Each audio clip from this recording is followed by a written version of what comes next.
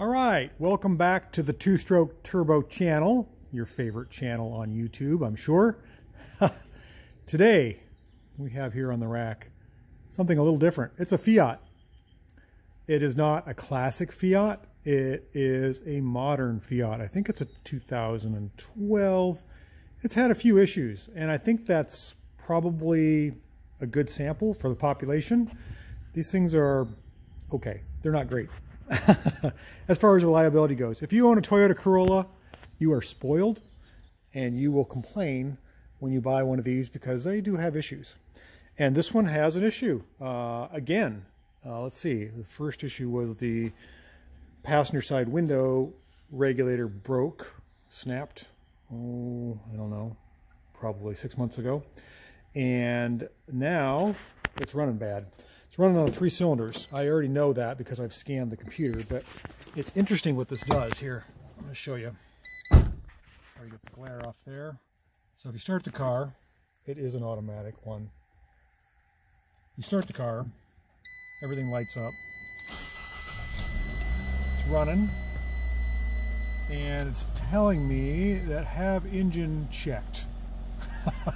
And you'll notice this little yellow light of an engine is up here in the window, shining brightly, telling you to get your engine checked. That's what I'm here to do. So, pretty neat little car, but they are European and just knobs and switches and things, and they seem to break. All right, so Stella, the super dog, is not in the shop today, so she will not be showing any appearances. She's still with Grandma as we're still returning from our trip down south.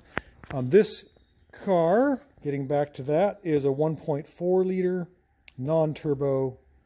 Not that special. I'm not sure the horsepower. I don't think it's the twin air one either. But I've got to take this whole assembly off to get to the spark plugs here, and we'll do that here shortly. But yeah, this is a 2012 Fiat 500. Neat little cars, but they do have some issues. Let's see if we can pull the plugs on this thing and figure out why we're missing a number 1 cylinder, and it's running on 3. Okay, so let's remove our air induction acoustic dampener.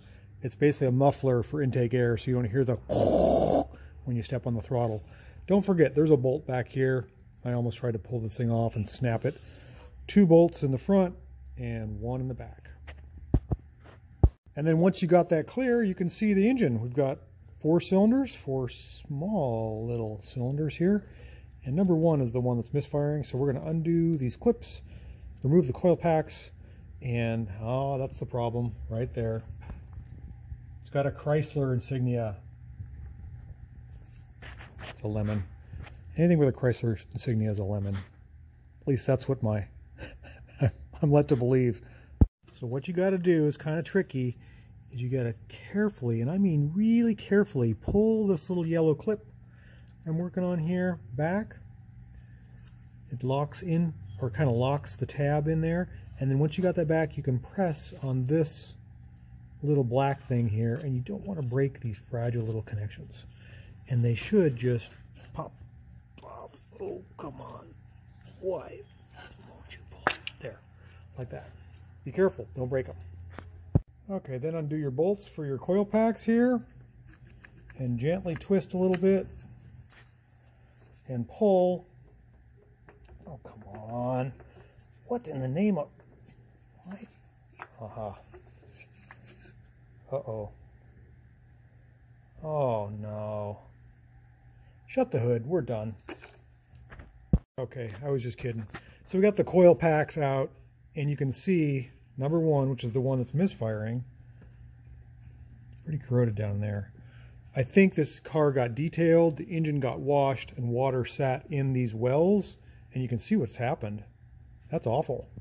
It's pretty rusty down there. So we're going to try our best to not get rust down in... Look at that one. Jeez. This car's got 77,000 miles on it, and the owner thinks she bought a lemon. What do you think?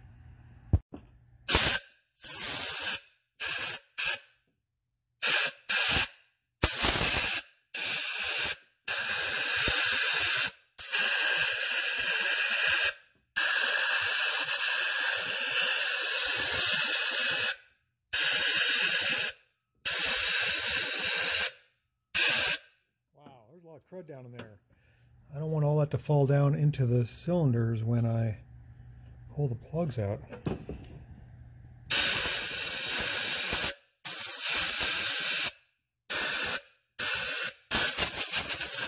think we got it pretty good. I'm going to squirt some juice down in there, some PP Blaster. That might help. Those things look, they're going to be corroded. Okay, will somebody please tell me what's going on here? So, got the spark plugs out, 1, 2, 3, 4. They're oily because I put PB Blaster down before I could pull them out. Didn't want any rust falling in there. This is the one that was misfiring, which is a new plug, which is an NGK, which actually has a pretty good crack in the electrode right there. See that or not? So somebody's replaced that, and they've replaced, I'm assuming, that coil pack. Look at these other ones. These are iridiums, also NGKs, but totally different. And look at the gaps on these things. This one here's got like a 200 thousandths gap. This one here, pretty normal, 60 thousandths or so. What is going on? I don't know. So we've got one plug, not like the others. Somebody's been in here before, and this problem has occurred before. Okay, let's try some new NGK plugs. These are not iridiums, that's what it calls for. Slide those in there gently. And the last one, number 1, the one that's misfiring. We're going to put that in there and put the old coil pack, which I think has been replaced, and just try it. I do have a new coil pack in stock if that doesn't work, but I want to give it the benefit of the doubt. These ones, I don't know how I can clean those up. I might wipe those down a little bit and clean them up. Let's hope this fixes it. Okay, so let's hook up our last coil pack here. We need to hear that satisfying little snap. There it is. Make sure they're all on there. So I've just got them set in there. I'm going to start it up and see if we have a misfire. Typically that's how it goes. Spark plug, coil pack, fuel injector. That's the sequence of events we check when we have a code for a misfire.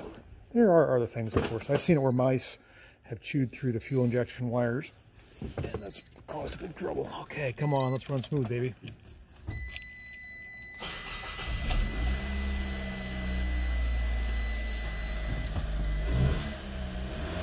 Yep, it's running smooth. It's taking throttle. Still concerns me as to what's been going on with this thing though.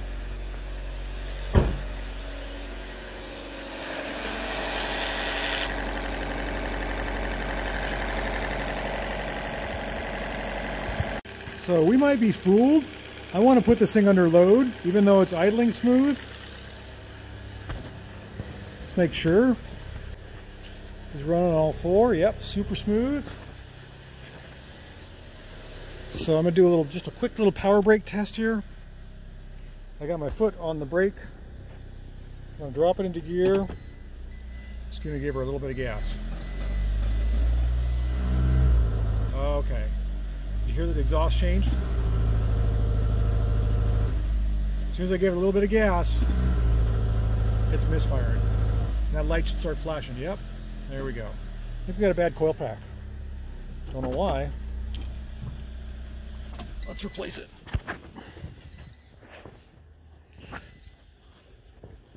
That would have been bad had I given the customer back their car and started misfiring again.